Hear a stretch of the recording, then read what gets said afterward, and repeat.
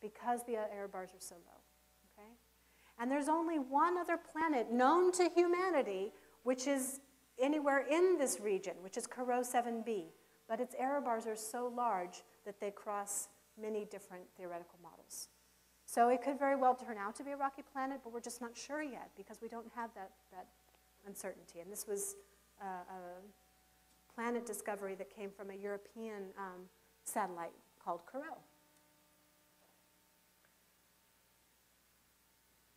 Okay, so let me just start over here. What I'm going to show you now is this artist rendering. We take everything that we know about this planet and we give it to the artists and let them depict it so that we can see what it might look like. And we've given liberty to our imagination a little bit, but also there's a lot of information that we do know that has gone into this animation. So it's not complete quackery. All right, so let's go. So here on the left, you'll see Kepler's 10b come into view. It's just a tiny little speck there, barely visible. It's orbiting about 23 times closer to its parent star than Mercury is to our sun. So, I mean, it's a blow-torched world, right? It's going to be very, very hot. It's so hot that we believe it probably can't hold on to an atmosphere. The atmosphere is probably completely evaporated away. However, we do imagine that maybe there are silicate particles or iron particles, things that have higher evaporation temperatures, that are evaporating off of the surface, condensing out, and then being swept away from the planet, kind of like a comet tail gets swept away from a comet when it comes in close to the sun, right? Now we're going to take a flyover, and now we're kind of giving liberty to our imagination a little bit more, but we do know that the surface gravity of this planet is about 2.5 times that of Earth, so we don't expect there to be very tall mountains.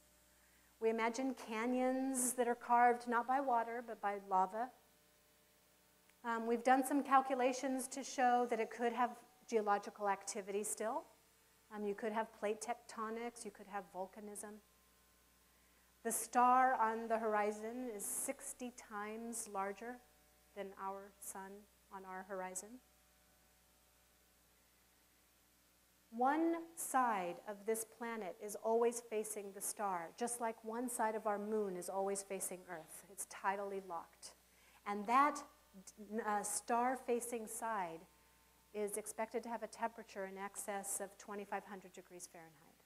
That's higher than the temperature to melt iron.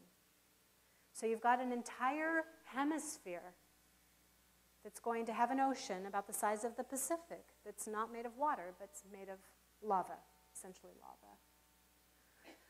And what amazes me about this science is that we know all of that just by measuring the light from the star itself, not from the planet at all.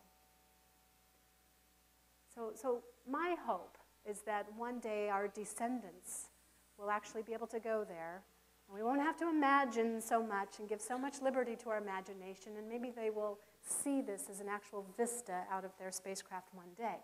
But for the time being, we have the artists do that for us. I have to include this. I'm sorry, I think this is so cool. So as he mentioned, the man who did the animation got funding to do a National Geographic special. And so he calls me up and he says, Natalie, where on earth could you imagine a landscape that looks like what you'd find on Kepler 10b? And so of course my response was, well, Hawaii, of course. I was thinking of the active lava flows in Kilauea, right? And they were in the news this week. Did you guys see? The crater floor bottomed out and sent spewing stuff out 80 meters high in the air.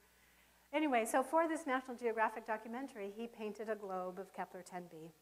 And we used it in the filming, and then afterwards he gave it to me. Of course, on the way home, back to San Francisco, American Airlines lost it.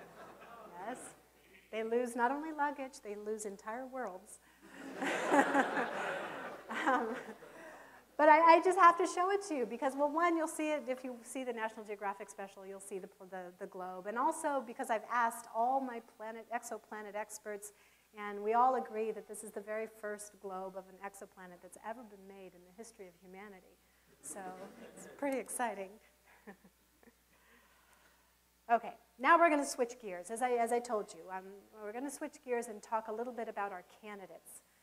Because we have released about 4 or 5 months of data to the public. And when we did that, we released a catalog of every single star that shows some kind of compelling transit signature. Okay?